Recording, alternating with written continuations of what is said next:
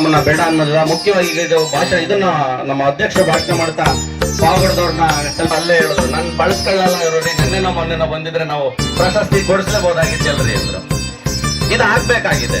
ನಮ್ದೇನು ದುರಾದೃಷ್ಟ ಅಂದ್ರೆ ನಾವು ಶಾಸಕರ ಒಡನಾಟನೇ ಇಟ್ಕೋತಾ ಇಲ್ಲ, ಮತ್ತೆ ಅವ್ರದ್ದು ಶೆಡ್ಯೂಲ್ ಹಂಗೆ ಇದೆ. ಅದ್ರ ಮಧ್ಯೆ ನಾವು ಹೋಗಿ ಶಾಸಕರನ್ನ ಜೊತೆಲಿ ಕರ್ಕೊಂಡು ಹೋದ್ರೆ ಮ್ಯಾಕ್ಸಿಮಮ್ ಕೆಲಸ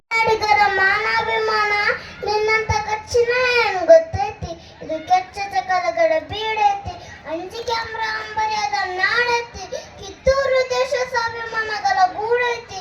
ಇಂಥ ನಾಟಕ ನೀವು ಜೀವ ಭಯ ದೋಸ್ತಿ, ಫಿರಂಗಿ ಬೇರೆ ಇದೆ ಗುಂಡಿಗೆ ರಕ್ತ ಭೂಮಿಗೆ ಬಿದ್ದು ಸೋತ್ವಿನ ಸಲ ಕೆಳಕ ಕನ್ನಡಿಗರು ಕಾಟ್ಕೊಂಡಾರ. ನೇರದಲ್ಲಿ ಇಟ್ಟಿರೋ ಮಕ್ಕಳು ದೇಶಕ್ಕೋಸ್ಕರ ಸಾಗಿರ್ತಾರೆ. ನಿಂಗಿದ್ದಂಗಿಲ್ಲ, ನಿಮ್ಮನ್ನು ಸಾಸಿ ನಂಗೂ ಇಲ್ಲ. ಅಪ್ಪನೇ ಕೊಡಿತಾಯ್ ಕಾಲ್ಗೆ ಜಗಳಕ್ಕೆ ನಿಂತಾಕಿ ಈ ಕೆಂಪು ಗೊತ್ತಿದ್ದಲ್ಲೇನ ಅಡ್ಡ ಕಡ್ದಾಕ್ತೀನಿ.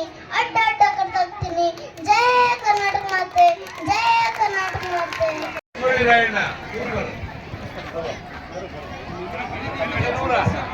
ರಾಜ್ಯೋತ್ಸವದ ಶುಭಾಶಯಗಳನ್ನು ಹೇಳ್ತಾ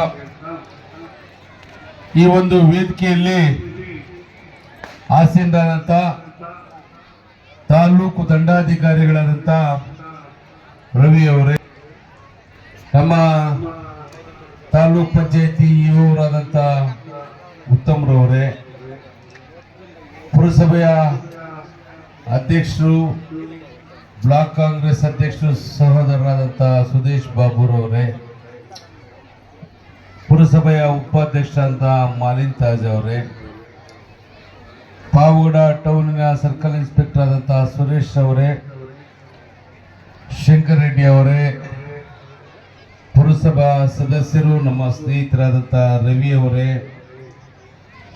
ಇನ್ನೋರ್ವ ಪುರಸಭೆಯ ಉಪಾಧ್ಯಕ್ಷರಾಗಿ ಹಾಸ್ಟೆಲ್ ನಡೆಸ್ತಾ ಇದ್ದೀವಿ. ಅದರಲ್ಲಿ 27 ಜನಕ್ಕೆ ಕೊಟ್ಟಿದ್ದೀನಿ. ಈಗ 400ರಿಂದ 500 ಬೆಡ್ ನಮ್ಮ ಹಾಸ್ಟೆಲ್ ಬಿಲ್ಡಿಂಗ್ 20 ಇಷ್ಟು ವೇಗವಾಗಿ ಬೆಳೀತಿರೋ ನಮ್ಮ ಭಾರತ ಈಗ ಪ್ರಪಂಚದಲ್ಲಿ ಎಲ್ಲರಿಗೂ ಕಾಂಪಿಟೇಷನ್ ಕೊಡೋ ಶಕ್ತಿ ಸಾಮರ್ಥ್ಯ ನಮ್ಮ ಭಾರತ ದೇಶಕ್ಕಿದೆ. ಅದೆಲ್ಲ ಮುಂದಿನ ದಿನಗಳಲ್ಲಿ ನೀವು ಆ ವೇಗಕ್ಕೆ ನಿಮ್ಮ ವೇಗನೂ ಹೆಚ್ಚಿಸ್ಕೋಬೇಕು. ವಿದ್ಯಾರ್ಥಿಗಳಲ್ಲಿ ಮನವಿ ಮಾಡ್ತೀನಿ. ಎಲ್ಲದರಲ್ಲೂ ಕಲೆ ಇದೆ, ನಿಮ್ಗೆ ಒಳ್ಳೊಳ್ಳೆ ಡ್ಯಾನ್ಸ್ಗಳು ಮಾಡ್ತೀರಾ, ಸ್ಪೋರ್ಟ್ಸು ಎಲ್ಲದರಲ್ಲೂ ನಮ್ಮ ತಾಲೂಕಿನ ಜನ ಕಮ್ಮಿ ಇಲ್ಲ. ಪ್ರೈವೇಟ್ ಶಾಲೆಗಳಿಗೆ ಹೋಗ್ತೀನಲ್ಲ, ತುಂಬಾ ಖುಷಿ ಆಗುತ್ತೆ. ನಮ್ಮ ಆಮೇಲೆ ಗೌರ್ಮೆಂಟ್ ನಮ್ಮ ಮಹಿಳಾ ಕಾಲೇಜ್, ವುಮೆನ್ಸ್ ಕಾಲೇಜ್ಗೆ ಹೋಗಿದ್ನಲ್ಲ, ಏನ್ ನೀವು ಯಾವ ಪ್ರೈವೇಟ್ ಕಾಲೇಜ್ಗಳಲ್ಲೂ ಪ್ರೈವೇಟ್ ಕಾಲೇಜ್ಗಿಂತ ನಮ್ಮ ಗೌರ್ಮೆಂಟ್ ಕಾಲೇಜ್ ಕಮ್ಮಿ ಇಲ್ಲ ಅಂತ ಅನಿಸ್ತು. ಪ್ರತಿ ಸಲ ಕರೀತಾರೆ ನನಗೆ. ವುಮೆನ್ಸ್ ಕಾಲೇಜ್ ಆಗ್ಬೋದು, ರಂಗಯ್ಯ ಶೆಟ್ಟಿ ಕಾಲೇಜ್ ಆಗ್ಬೋದು, ತುಂಬಾ ಮುಂದುವರೆದಿದ್ದಾರೆ ನಮ್ಮ ವಿದ್ಯಾರ್ಥಿಗಳು. ವಿದ್ಯಾಭ್ಯಾಸಕ್ಕೆ ಹೆಚ್ಚಿನ ಆದ್ಯತೆ ಕೊಡಬೇಕು. ಆಮೇಲೆ ಪ್ರಶಸ್ತಿಯಲ್ಲಿ ನಮ್ಮ ಕಟ್ಟ ಅವರು ಹೇಳಿದ್ರು, ನಮ್ಮ ಮುದ್ವೀರಪ್ಪ ಅವರು ಹೇಳಿದ್ರು, ಒಂದು ಮಾತು ನೀವು ಹೇಳಿದ್ರೆ 10 ಜನಕ್ಕೆ ಕೊಡಿಸ್ತಿದ್ದೆ. ನಾನು DC ಇನ್ಚಾರ್ಜ್ ಮಿನಿಸ್ಟರ್ CO ಯಾರಿಗೂ ಮಾತಾಡ್ಬೇಕು ಕುಂಡ್ರಿಸಿ ಮಾತಾಡ್ತಿದ್ದೆ. ನೀವು ಕೇಳಲಿಲ್ಲ, ನಾನು ಮಾಡಲಿಲ್ಲ. ಮೊನ್ನೆ ಯಾರು ನಮ್ಮ ವೀರ್ಲಗೊಂದಿ ನಾಗರಾಜ್ ಫೋನ್ ಮಾಡಿ, ಅಣ್ಣ ಪ್ರಶಸ್ತಿ ಕೂಡ ಕೇಳೋಣ ಅಂತ ಮಾಡಿದೆ. ಆಯ್ತು, ಕೇಳಬೇಕಷ್ಟೇ. ನೀವು ಕೇಳದೇನೆ ಕೆಲವು ವಿಷಯಗಳು ನನ್ನ ಹತ್ರ ಪ್ರಸ್ತಾಪ ಮಾಡಿ ಹೇಳಿ. ಈಗ ಕನ್ನಡ ಭವನಕ್ಕೆ ನಮ್ಮ ಮಾನ್ಯ ಸಚಿವರು ತಂಗಡಿಗೆ ಹೇಳ್ತೀನಿ, ಒಂದು ಸೈಟು ಅಲರ್ಟ್ ಆಗಿದ್ರೆ ಹೇಳಿ, ಇಲ್ಲ ಅಂದ್ರೆ DC ಮಾತಾಡ್ತೀನಿ. ಪುರಸಭೆ ಇನ್ನು ಅವರು 6ನೇ ತಾರೀಕು ಅವ್ರ ಟರ್ಮ್ ಕ್ಲೋಸ್ ಆಗುತ್ತೆ, ಆಮೇಲೆ ಹೇಳಿದ್ರೆ ಪ್ರಯೋಜನ ಆಗಲ್ಲ. ಜಾಗ ಐಡೆಂಟಿಫೈ ಮಾಡಿದ್ರೆ ಹೇಳಿ, ಒಂದು ಅಪ್ರೂವಲ್ ಮಾಡ್ಕೊಡಕ್ಕೆ ಹೇಳ್ತೀನಿ. ಹಾಗಾಗಿ ನೀವು ನಮ್ಮ ಕಟ್ಟ ಅವರು ಒಳ್ಳೆ ಕನ್ನಡದ. ಆಮೇಲೆ ಅವು ನಾನು ಎಲ್ಲೇ ನಾನು ಕಾಮನ್ ಆಗಿ ತುಮಕೂರಲ್ಲಿ ಓಡಾಡ್ತಾ ಇರ್ತೀನಿ ಒಬ್ನೇ, ಕಾರ್ ತಗೊಂಡು ಬಸ್ ಸ್ಟ್ಯಾಂಡ್ಗಳಲ್ಲಿ, ಬಟ್ ರೋಡ್ ಹತ್ರ, ಯೂನಿವರ್ಸಿಟಿ ಹತ್ರ ವಾಕಿಂಗ್ ಅಲ್ಲಿ ಸಿಕ್ಕಿದಾಗ ಮಕ್ಕಳು ಕೇಳ್ತಾರೆ, ಅಣ್ಣ ನೀವೇ ಸೀಟ್ ಕೊಡ್ಸಿದ್ ನನಗೆ, ನೀವೇ ಅಷ್ಟು ಸೀಟ್ ಕೊಡ್ಸಿದ್ರಿ. ಈಗ ನಮ್ಮ ತುಮೂರಲ್ಲಿ 27 ಜನಕ್ಕೆ ನಾನು ಅಧ್ಯಕ್ಷ ಆಗಕ್ಕಿಂತ ಮುಂಚೆ 3 ಸೀಟ್ ಕೊಡೋರು ಪಾವಗಡಕ್ಕೆ.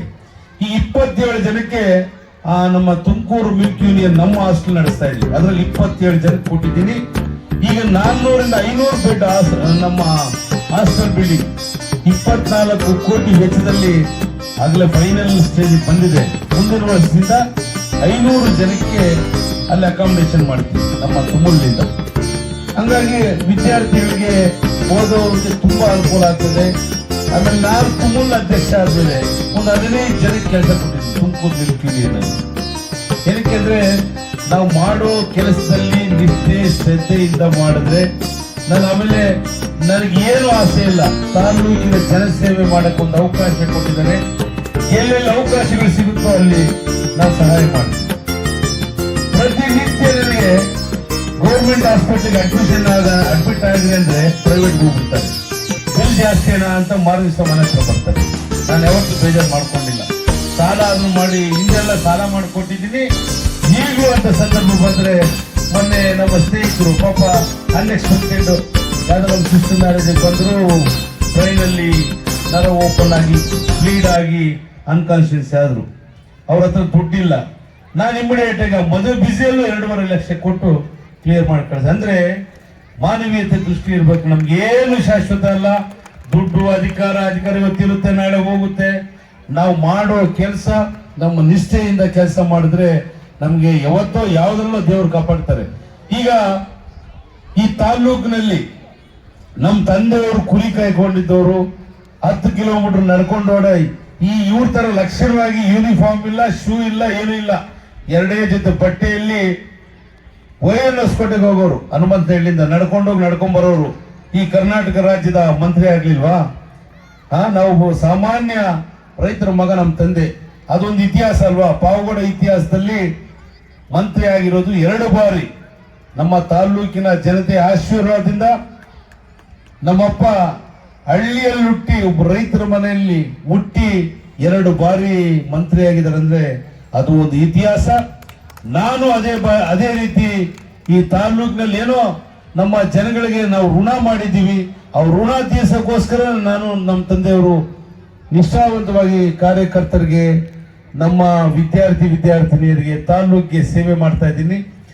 ನಾನು ಬಂದ ಮೇಲೆ ತಾಲ್ಲೂಕು ಇವಾಗ ನಾವೇನು ಯಾರಿಗಿಂತ ಕಮ್ಮಿ ಇಲ್ಲ. ನೀವು ಮಧುವೀರಪ್ಪಣ್ಣವರು ತಿಳ್ಕೋಬೇಕು. ಹಿಂದೆ ಒಂದು 20 ವರ್ಷಗಳ ಹಿಂದೆ ಇತ್ತು ಬಡತನ, ನಿರುದ್ಯೋಗ, ವಿದ್ಯಾಭ್ಯಾಸದ ಕೊರತೆ ಎಲ್ಲ ಇರಲಿಲ್ಲ ಆಗ. ಈಗ ಒಳ್ಳೊಳ್ಳೆ ಹಾಸ್ಟೆಲ್ಗಳ ವ್ಯವಸ್ಥೆ ಇದೆ. ಮೊರಾರ್ಜಿ ಶಾಲೆ, ಕಿತ್ತೂರು ರಾಣಿ ಚೆನ್ನಮ್ಮ ಶಾಲೆ. ನಾನು ಶಾಸಕರಾದ್ಮೇಲೆ 35 ಕೋಟಿ ವೆಚ್ಚದಲ್ಲಿ ಕಾರ್ಮಿಕ ಶಾಲೆ ಮಂಜೂರು ಮಾಡಿಸಿದ್ದೀನಿ.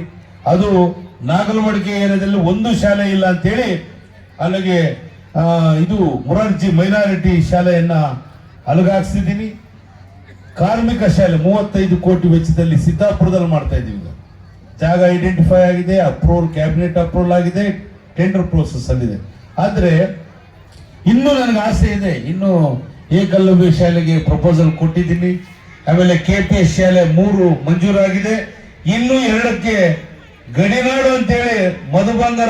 ನಮ್ಮ ಕನ್ನಡ ರಾಜ್ಯೋತ್ಸವ 70ನೇ ವರ್ಷಕ್ಕೆ ಕಾಲಿಟ್ಟಿದ್ದೀವಿ. ಈ ಶುಭ ಸಂದರ್ಭದಲ್ಲಿ 70 ವರ್ಷಗಳ ಹಿಂದೆ ಹೆಂಗಿತ್ತು ನಮ್ಮ ರಾಜ್ಯ, ಈಗ ಹೆಂಗಿದೆ, ಇದಕ್ಕೆ ಅನೇಕ ಕನ್ನಡ ಪರ ಸಂಘಟನೆಗಳು ಹೋರಾಟ, ನಮ್ಮ ಎಲ್ಲರ ಶ್ರಮದಿಂದ ನಾವೊಂದು ಈ ಮಟ್ಟಕ್ಕೆ ಇವತ್ತು ಭಾರತ ದೇಶದಲ್ಲೇ ನಾವು 1ನೇ ಸ್ಥಾನ 2ನೇ ಸ್ಥಾನದಲ್ಲಿದ್ದೀವಿ. ಈಗ ನಮ್ಮ ಕರ್ನಾಟಕ ಅಂದರೆ ನಮ್ಮ ಕನ್ನಡ ನೆಲ ಜಲ, ನಮ್ಮ ಭಾಷೆ, ನಮ್ಮ ಹಿರಿಯ ಡಾಕ್ಟರ್ ರಾಜ್ಕುಮಾರ್, ಕರ್ನಾಟಕ ರತ್ನ ನಮ್ಮ ರಾಜ್ಕುಮಾರ್ ಅವರ ಈ ಒಂದೆಲ್ಲರೂ ಹಿನ್ನೆಲೆ ಎಲ್ಲ ತಗೊಂಡ್ರೆ ನಮ್ಮ ಕರ್ನಾಟಕ ಸಮೃದ್ಧಿಯಾಗಿದೆ ಈಗ. ಹಾಗಾಗಿ ಮುಂದಿನ ದಿನಗಳಲ್ಲಿ ನಮ್ಮ ಮಕ್ಕಳ ಭವಿಷ್ಯಕ್ಕೆ ನೀವೆಲ್ಲರೂ ಉತ್ತಮವಾದ ಶಿಕ್ಷಣವನ್ನ ಕೊಡಬೇಕಾಗಿ ನಾವು ತಮ್ಮಲ್ಲಿ ಮನವಿಯನ್ನ ಮಾಡ್ತೇನೆ. ಯಾಕಂದ್ರೆ ಬರೇ ಕನ್ನಡ ಇರಬೇಕು. ನಮ್ಮ ರಾಜ್ಯದ ನಮ್ಮ ಕನ್ನಡ ಭಾಷೆಗೆ ಹೆಚ್ಚು ಒತ್ತನ್ನು ಕೊಡಬೇಕು. ಆದರೆ ನೀವು ಇಂಗ್ಲಿಷ್ ಇಲ್ಲ ಅಂದ್ರೆ ಜೀವನ ಇಲ್ವಲ್ಲ. ನಮ್ಮ ಭಾಷೆ ಮೇಲೆ ಪ್ರೀತಿ ಎಲ್ಲ ಇರಬೇಕು. ನಮ್ಮ ಭಾಷೆ ನೋಡಿ, ನಾವು ಕರ್ನಾಟಕ ರಾಜ್ಯದಲ್ಲಿ ಬೇರೆ ಬೇರೆ ಜಿಲ್ಲೆಗಳು, ನಮ್ಮ ಬೆಳಗಾವಿಗೆ ಹೋದ್ರೆ ಮಹಾರಾಷ್ಟ್ರ ಬಾರ್ಡ್ರು, ಮಂಗಳೂರು ಆ ಕಡೆ ಬಂದ ಮಂಗಳೂರು ಮೈಸೂರು ಈ ಭಾಗಕ್ಕೆ ಬಂದ್ರೆ ಕೇರಳ ಬಾರ್ಡ್ರು, ಬೆಂಗಳೂರು ಬಂದ್ರೆ ತಮಿಳುನಾಡು ಬಾರ್ಡ್ರು, ಈ ಕಡೆ ಕೋಲಾರ ಆಂಧ್ರ ಸಿಗ್ತದೆ, ನಾವೇನ್ ಗೊತ್ತಾ, ನಮ್ಮ ಈ ಗಡಿನಾಡು ಪಾವಗಡದಲ್ಲಿ ನಮ್ದು ವಿಶೇಷ ಏನಂದ್ರೆ ಸುತ್ತಲೂ ಆಂಧ್ರ ಸಿಕ್ಕಿದೆ. ನಮಗೆ ಗಡಿ ಭಾಗದಲ್ಲಿ ಕೆಲವು ನಮ್ಮ ಜಿಲ್ಲೆಗಳಿದೆ, ಆದ್ರೆ ಪಾವಗಡ ಸುತ್ತಲೂ ಆಂಧ್ರನೇ. ಆದ್ರೆ ನಮಗೆ ವಿಶೇಷವಾದ ಅಭಿಮಾನ ಹೆಚ್ಚಿಗೆ ಇದೆ ನಮ್ಮ ಕರ್ನಾಟಕದ ಬಗ್ಗೆ, ಕನ್ನಡದ ಬಗ್ಗೆ. ನಮಗೆ ಸುತ್ತಲೂ ಆಂಧ್ರ ಇದ್ರು ಹೆಚ್ಚಿಗೆ ನಾವು ಮಾತಾಡೋ ಭಾಷೆ ತೆಲುಗಲ್ಲಿ ಮಾತಾಡ್ಬೋದು, ಆದ್ರೆ ವಿದ್ಯಾಭ್ಯಾಸ ಎಲ್ಲ ಕನ್ನಡದಲ್ಲೇ. ಹಾಗಾಗಿ ನಮ್ಮ ತಾಲೂಕಿನಲ್ಲಿ ಅಧಿಕಾರಿಗಳು ಸಹ ಹೆಚ್ಚಿಗೆ ಇದ್ದಾರೆ. ಉದ್ದಿರಪ್ಪ ಅವ್ರು ಹೇಳ್ದಂಗೆ ನಮ್ಮ ತಾಲೂಕಿನವರು ಅಧಿಕಾರಿಗಳು ತುಂಬಾ ಸರ್ಕಾರಿ ನೌಕರಿಯಲ್ಲಿದ್ದಾರೆ. ಇನ್ನು ಮುಂದೆ ಅಷ್ಟೇ ನೀವು ಹೇಳ್ದಂಗೆ ITI ಕಾಲೇಜ್ನ ನಾನು ಶಾಸಕನಾಗಿ ಮೊದಲನೇ ತಿಂಗಳಲ್ಲೇ ಪ್ರಸ್ತಾಪ ಮಾಡಿದೆ. ಈಗ ITI ಕಾಲೇಜ್ನ ಮಂಜೂರು ಮಾಡಿಸಿದ್ದೀನಿ. ಡಿಪ್ಲೊಮಾ ಕಾಲೇಜ್ ಭರವಸೆ ಕೊಟ್ಟಿದ್ದಾರೆ. ಈ ಗುದ್ಲಿ ಪೂಜೆ ಸ್ಟಾರ್ಟ್ ಮಾಡಿದ್ದೀನಿ ಆಲ್ರೆಡಿ. 5 ಕೋಟಿ ವೆಚ್ಚದಲ್ಲಿ ITI ಕಾಲೇಜ್ ಸ್ಯಾಂಕ್ಷನ್ ಮಾಡಿಸಿದ್ದೀನಿ. ಕೆಲಸನೂ ಸ್ಟಾರ್ಟ್ ಮಾಡಿದ್ದೀವಿ. ಆಮೇಲೆ ನಾನು ವಿದ್ಯಾಭ್ಯಾಸಕ್ಕೆ ಹೆಚ್ಚಿನ ಒತ್ತನ್ನ ಕೊಡ್ತೀನಿ. ಪ್ರತಿಯೊಂದು ಸಮಾರಂಭಗಳಲ್ಲೂ ನಾನು ಹೇಳ್ತೀನಿ. ತುಮಕೂರಲ್ಲಿ ಜಿಲ್ಲೆಯಲ್ಲಿ ಯಾವ ಶಾಸಕರು ಎಷ್ಟೆಷ್ಟು ಜನ ವಿದ್ಯಾರ್ಥಿಗಳಿಗೆ ಸಹಾಯ ಮಾಡಿದರೆ ನಿಮ್ಮ ಯೂನಿವರ್ಸಿಟಿಯಲ್ಲೇ ತಿಳ್ಕೊಳ್ರಿ. ನಿಮ್ಮ ವೆಂಕಟೇಶ್ವರಲು ನಿಮ್ಮ VCಗೆ ಎಷ್ಟು ಸಲ ಫೋನ್ ಮಾಡ್ತೀನಿ ಅಂತ ಅವ್ರಿಗೆ ಗೊತ್ತು. ಯಾಕಂದ್ರೆ ಯಾವುದೇ ಹಾಸ್ಟೆಲ್ಗೆ ಹೋಗ್ಲಿ ನನ್ನ ಕಡೆಯವರು ಕನಿಷ್ಠ 25-30 ಜನ ಸ್ಟೂಡೆಂಟ್ಸ್ ಇರ್ತಾರೆ. ಈಗ ಪ್ರತಿ ವರ್ಷ 300-400 ಜನಕ್ಕೆ ಏನಕ್ಕೆ ಕೊಡಿಸ್ತೀರಂದ್ರೆ, ನೀವು ಏನು ಒಂದು ತಾಲೂಕಲ್ಲಿ ಡೆವಲಪ್ಮೆಂಟ್ ಒಂದು ಕೆಲಸ ಕಮ್ಮಿ ಆದ್ರೂ ವಿದ್ಯಾಭ್ಯಾಸಕ್ಕೆ ಕಮ್ಮಿ ಮಾಡಬಾರ್ದು ಅನ್ನೋ ಉದ್ದೇಶ ಇಟ್ಕೊಂಡು, ನಾನು ದೂರದೃಷ್ಟಿ ಇಟ್ಕೊಂಡು ನಾನು ಮಕ್ಕಳ ಭವಿಷ್ಯವನ್ನ ಕಾಪಾಡ್ತಿದ್ದೀನಿ. ಎಷ್ಟೋ ಜನ ಫೀಸ್ ಕಟ್ಟಕ್ಕಾಗಲ್ಲ, ಆಗ ಅಡ್ಮಿಷನ್ ಆಗೋಕೆ ಹೋಗಲ್ಲ ಅಂತೇಳಿ ಕೇಳಿದ್ದೀನಿ, ಒಪ್ಕೊಂಡಿದ್ದಾರೆ. ಇನ್ನೂ 2 KPS ಶಾಲೆ ಎಕ್ಸ್ಟ್ರಾ ಕೊಡ್ಬೇಕು ನನಗೆ ಅಂತ ಹೇಳಿದ್ದೀನಿ. ಮುಂದಿನ ದಿನಗಳಲ್ಲಿ ಅದನ್ನು ಈ 3 ಆಗಿದೆ, ಇನ್ನೂ 2 ಶಾಲೆಯನ್ನ ತರ್ತೀನಿ. ನಮ್ಮ ವಿದ್ಯಾರ್ಥಿಗಳಿಗೆ ಏನು ತೊಂದರೆ ಆಗೋ ರೀತಿಯಲ್ಲಿ ಮುಂದಿನ ದಿನಗಳಲ್ಲಿ ಅವ್ರ ಪರವಾಗಿ ನಾನು ಕೆಲಸ ಮಾಡ್ತೀನಿ. ಆಮೇಲೆ ನಮ್ಮ ಈ ಬಾರ್ಡರ್ ಏರಿಯಾದಲ್ಲಿ ಏನು ನಮ್ಮ ಗಡಿನಾಡು ಅಂತೀವಿ, ನಮ್ಮ ಪಾವಗಡದವರಷ್ಟು ಬುದ್ಧಿವಂತರು ಯಾರು ಇಲ್ಲ. ನೀವು ಅಂದ್ಕೊಂಡಿರ್ಬೋದು. ಏನಂದ್ರೆ ಬಡತನ ಇತ್ತು ಇಷ್ಟು ದಿನ, ಈಗ ಎಲ್ಲಾ ತರನು ಸಮೃದ್ಧಿಯಾಗಿದ್ದೀವಿ ನಾವು. ಸೋಲಾರ್ ಇಡೀ ಏಷ್ಯಾದಲ್ಲೇ ಮೊದಲನೇ ಸ್ಥಾನದಲ್ಲಿದ್ದೀವಿ. ಇನ್ನ ಡಿಸೆಂಬರ್ಗೆ ಟ್ರಯಲ್ ಮಾಡಬೇಕು ಅಂತೇಳಿ ಮಾನ್ಯ ಸಚಿವರು ಸೋಮಣ್ಣ ರೈಲ್ವೆ ಸಚಿವರು ಬಂದಿದ್ರು. ಇಬ್ರು ವೀಕ್ಷಣೆ ಮಾಡಿ ಕೇರಾಂಪುರ ಟು ತಿರುಪತಿ ಡಿಸೆಂಬರ್ 15ರಿಂದ 20 ಒಳಗಡೆ ಟ್ರೈನ್ ಬಿಡಬೇಕು ಅಂತ ಇಬ್ರು ಚರ್ಚೆ ಮಾಡಿದೀವಿ. ಅದೇ ಮಾರ್ಚ್ ಇಂದ ನಮ್ಮ ರೊಪ್ಪ ಸ್ಟೇಷನ್ ಇಂದ ರೆಗ್ಯುಲರ್ ಟ್ರೈನ್ ತಿರುಪತಿಗೆ. ಅಂದ್ರೆ ಒಂದು ಹಠ ಇಟ್ಕೊಂಡು ನೀವು ಕೆಲವರು ಅಂದ್ಕೊಂಡಿದ್ರು ವಿಪರೀತ ಕೋಪ, ಏನು ತಾಲೂಕಿನ ಜನಕ್ಕೆ ಸಿಗ್ತಾನೋ ಇಲ್ವೋ, ಈ ತರ ಅಭಿವೃದ್ಧಿ ಮಾಡ್ತಾನೋ ಇಲ್ವೋ ಅಂತ ಈಗ ಕನಸಲ್ಲೂ ಅಂದ್ಕೊಂಡಿಲ್ಲ ಅವರು. ಇಷ್ಟೊಂದು ಬದಲಾವಣೆ ಆಗ್ತಾನ ಅಂತ. ಆ ರೈಲ್ವೆ ತರಕ್ಕೆ ಎಷ್ಟು ಶ್ರಮ ಪಟ್ಟಿದ್ದೀನಿ ನನಗೆ ಗೊತ್ತಿದೆ. ಅದೇ ರೀತಿ ಬೈಪಾಸ್ ಏನಕ್ಕೆ ಹೇಳ್ತೀನಿ ಅಂದ್ರೆ, ದುಡ್ಡು ಸರ್ಕಾರದಲ್ಲಿ ಉಚಿತ ಗ್ಯಾರಂಟಿಗಳು 62,000 ಕೋಟಿ ನಾವು ಎಲ್ಲ ಬಡ ಜನತೆಗೆ ಎಲ್ಲಾ ಸ್ಕೀಮ್ಗಳನ್ನ ಜಾರಿ ಮಾಡಿದ್ದೀವಿ. ಉಚಿತವಾಗಿ ಮಹಿಳೆಯರು ಈಗ ಎಲ್ಲಿ ಹೋದ್ರು ಕರ್ನಾಟಕದಲ್ಲಿ ಫ್ರೀ ಬಸ್ಸು. ಅದನ್ನ ನೋಡಿದ್ರು ಆಂಧ್ರದಲ್ಲಿ ಕಾಪಿ ಹೊಡೆದ್ರು ನಮ್ಮನ್ನು ನೋಡಿ.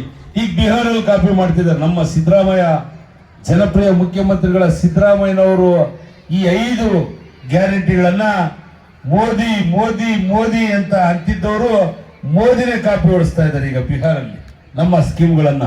ಅಂದ್ರೆ ಬಡವರ ಪರವಾದಂತ ಕಾಳಜಿ ಇಟ್ಕೊಂಡಿರೋ ಮುಖ್ಯಮಂತ್ರಿಗಳು ಸಿದ್ದರಾಮಯ್ಯನವರು. ಯಾಕಂದ್ರೆ ಅವರು ಅನ್ನ ಹೇಳ್ತಿರ್ಲಿರುತ್ತೆ, ನಮ್ಗೆ ಹೇಳಿದ್ರು ಮನೇಲಿ ಕುಂಡಿಸ್ಕೊಂಡ್ರು ವೆಂಕಟೇಶ್, ಚಿನ್ನ ಗನ್ನ ಸಿಗ್ತಿರ್ಲಿಲ್ವ ನಮ್ಗೆ ಅವಾಗ. ಆ ಒಂದು ಹಸುವಿನ ನೋವು ನನಗೆ ಗೊತ್ತಿದೆ.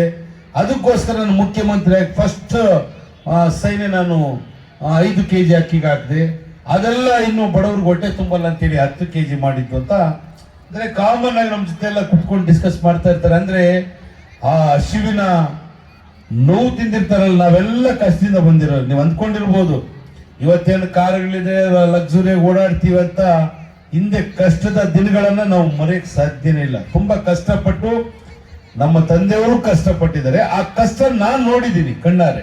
ಯಾಕಂದ್ರೆ 20 ವರ್ಷದಿಂದ ನಮ್ಗೆ ಲೈಟ್ ಬೆಳಕಿಲ್ಲ. ನಾನು ನಿಜವಾಗ್ಲೂ ಹೇಳ್ತಿದ್ದೀನಿ. ನೀವು ಏನಾದ್ರು ಅಂದ್ರೆ ಈಗೇನಾದ್ರೂ ಹೇಳಿದ್ರೆ MLA ಅವ್ರು ಸುಳ್ಳು ಹೇಳ್ತಾರೆ ಅಂತ ನೀವು ಅಂದ್ಕೋಬಹುದು.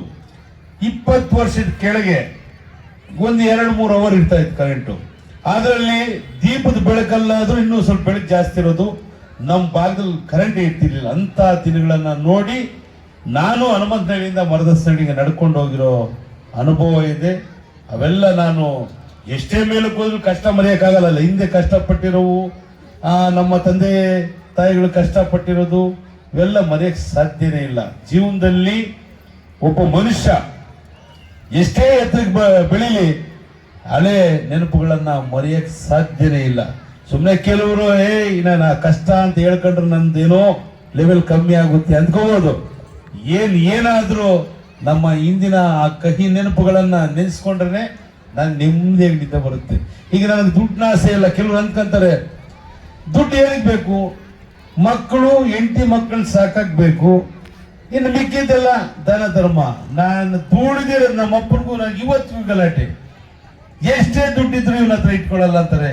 ಆ ಒಂದು ನಾನು ನಮ್ಮಪ್ಪ ಅವರು ಪುಣ್ಯ ಪಡೆದಿರ್ಬೇಕು ನನ್ನಂತ ಮಕ್ಕಳು ಪಡೆಯಕ್ಕೆ. ನಾನು ಏನು ಅವ್ರನ್ನೂ ನನ್ನ ಜೀವಮಾನದಲ್ಲಿ ಇಲ್ಲೇವರೆಗೂ ಒಂದು ಕ್ವಶನ್ ಮಾಡಿಲ್ಲ. ದುಡ್ಡೇನು ಮಾಡ್ತೀರಾ, ಎಷ್ಟು ಬಂತು, ನನಗೆ ಆಸೆನೂ ಇಲ್ಲ ದುಡ್ಡಿನ ಮೇಲೆ.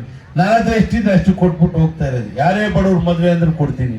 ಓದೋ ಮಕ್ಕಳಿಗೆ ನನ್ನ ಜೀವನದಲ್ಲಿ ಇನ್ನೇನಾದ್ರೂ ಮಾಡ್ಬೇಕಂದ್ರೆ ವಿದ್ಯಾಭ್ಯಾಸ, ಆರೋಗ್ಯ ಬಿಟ್ರೆ ಇನ್ನೇನೇನು ಇಟ್ಕೊಳ್ಳಲ್ಲ ಕಾನ್ಸೆಪ್ಟ್. ಆಮೇಲೆ ಈ ನಾಟಕಗಳು ಅಂತ ಬರ್ತಾರೆ, ನಾಟಕ, ಆಮೇಲೆ ಜಯಂತಿಗಳು, ವಾಲ್ಮೀಕಿ ಜಯಂತಿ, ಕನಕ ಜಯಂತಿ, ಇನ್ನೊಂದು ಜಯಂತಿ, ಎಲ್ಲ ಜಯಂತಿಗಳಿಗೂ ನಾನು ₹1 ಕೊಡಬಾರ್ದು ಅಂತ ನಿರ್ಧಾರ ಮಾಡಿದ್ದೀನಿ. ನಾಟಕಗಳು ಕೊಡಲ್ಲ. ಯಾರೇ ಕಷ್ಟದಲ್ಲಿರ್ಲಿ ಬಡವರು ಸಹಾಯ ಮಾಡ್ತೀವಿ. 1 ಲಕ್ಷ ಅಲ್ಲ, 2 ಲಕ್ಷ ಅಲ್ಲ, ನನ್ನ ಕೈಲಾದಷ್ಟು ಬಡವರು ಪ್ರಾಣ ಉಳಿಸ್ಕೊಳ್ಳಿ. ಆರೋಗ್ಯ ಸಮಸ್ಯೆ ಇದ್ರೆ, ಇಲ್ಲ ವಿದ್ಯಾಭ್ಯಾಸಕ್ಕೆ ಫೀಸ್ಗಳು ಕಟ್ಟೋಣ, ಇಲ್ಲ ಅವ್ರಿಗೆ ಹಾಸ್ಟೆಲ್ ವ್ಯವಸ್ಥೆ ಮಾಡೋಣ, ಜೀವನ ಪರ್ಯಂತ ನೆನೆಸ್ಕೊಂತಾರೆ. ನನಗೆ ಎಷ್ಟು ಖುಷಿ ಆಗುತ್ತೆ ಅಂದ್ರೆ ತುಮಕೂರಲ್ಲಿ ಎಲ್ಲಿ ಓಡಾಡಿದ್ರು ಅಂಕಲ್ ಅಂತಾರೆ, ಹಣ ಅಂತಾರೆ, ನೀವೇ ಸೀಟ್ ಕೊಡ್ಸಿದ್ರಿ ಅಂತಾರೆ. ಅದರಲ್ಲಿರೋ ಖುಷಿ ಇನ್ನೇನಲ್ಲೂ ಸಿಗಲ್ಲ. ಹಾಗಾಗಿ ನಮ್ಮ ಭಾಷೆ ಮಾತಾಡಕ್ಕೆ, ನಮ್ಮ ಭಾಷೆ ಮೇಲೆ ಪ್ರೀತಿ ಎಲ್ಲ ಇಟ್ಕೊಂಡು ಬರೇ ಭಾಷೆ ಅಂದ್ರೆ ಆಗಲ್ಲ. ಆಂಗ್ಲ ಭಾಷೆ